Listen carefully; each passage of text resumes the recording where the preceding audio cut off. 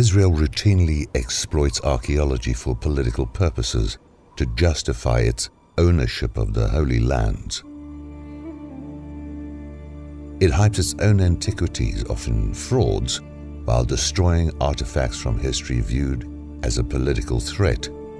One of the great crimes committed against the people of Iraq was the looting of the Baghdad Museum and the destruction of many important ancient sites inside Iraq. And more to the point, I think that destruction of ancient sites is deliberate policy. Egypt is literally littered with the ruins of the ancient temples and palaces of her rulers. As much has been found, it is estimated that only 1/3 of Egypt's archaeological wonders have been uncovered.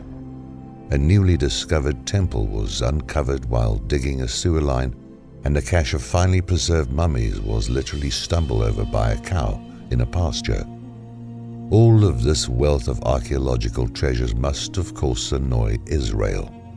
We are raised from birth with Old Testament tales of the greatness of the ancient Israelites, of the powerful kingdoms of Solomon and David and the First Temple. Yet Israel, while rich in antiquities, is almost totally devoid of artifacts from this supposedly glorious time in her history. The existence of the fabled First Temple was supported with just 2 artifacts: a carved staff ornament in the shape of a pomegranate and a Jehoash tablet. Both of these artifacts have been exposed as frauds. We are told that once there was a magnificent temple on that hill, but it all went away.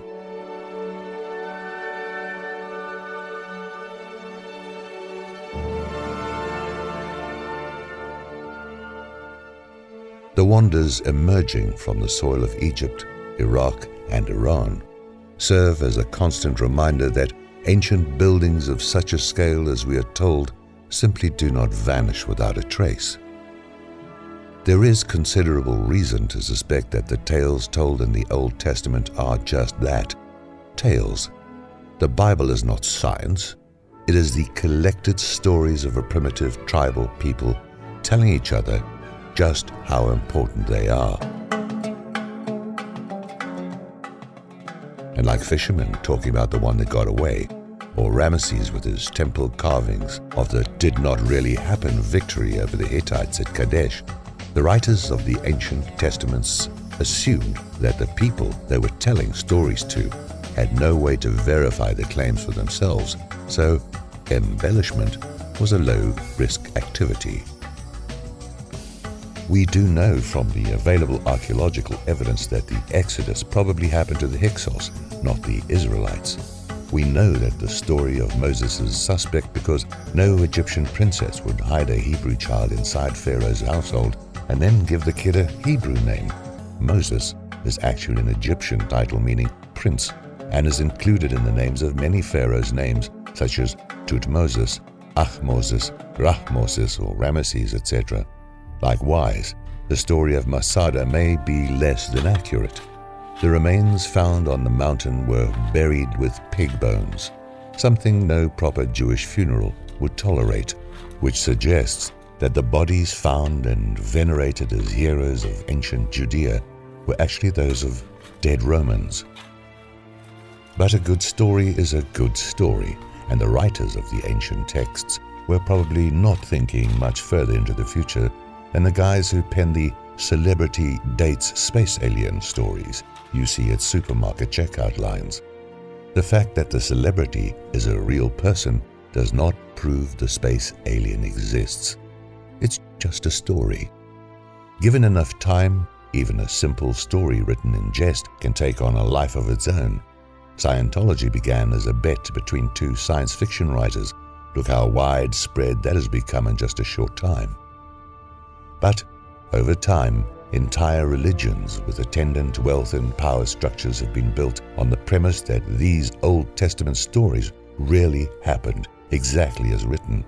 And today, here in the 21st century world, science has started to catch up with these ancient legends and call many of them into doubt.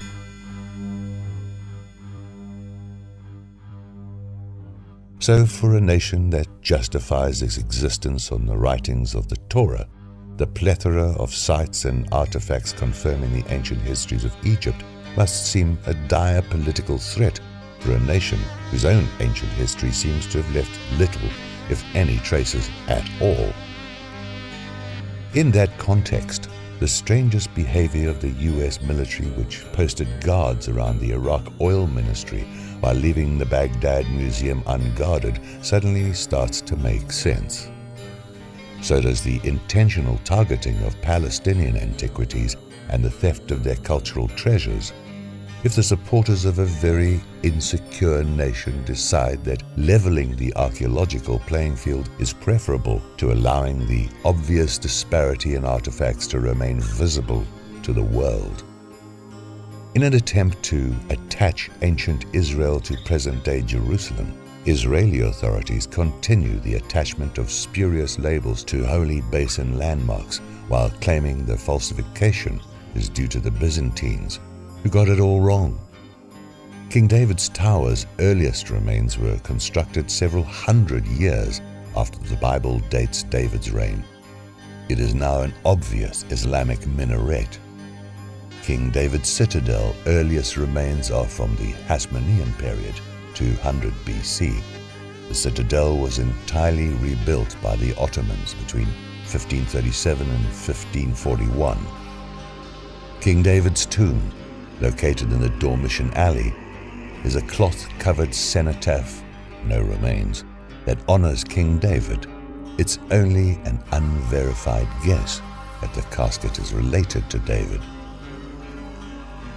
The Pools of Solomon, located in a village near Bethlehem, are considered to be a part of a Roman construction during the reign of Herod the Great. The pools supplied water to an aqueduct that carried the water to Bethlehem and to Jerusalem. The Stables of Solomon, under the Temple Mount, are assumed to be a construction of vaults that King Herod built in order to extend the Temple Mount platform. Absalom's tomb is an obvious Greek sculptured edifice and therefore cannot be the tomb of David's son. The city of David contains artifacts that date before and during David's time. However, some archaeologists maintain there is an insufficient number of artifacts to conclude any Israelite presence, including that of King David, before the late 9th century.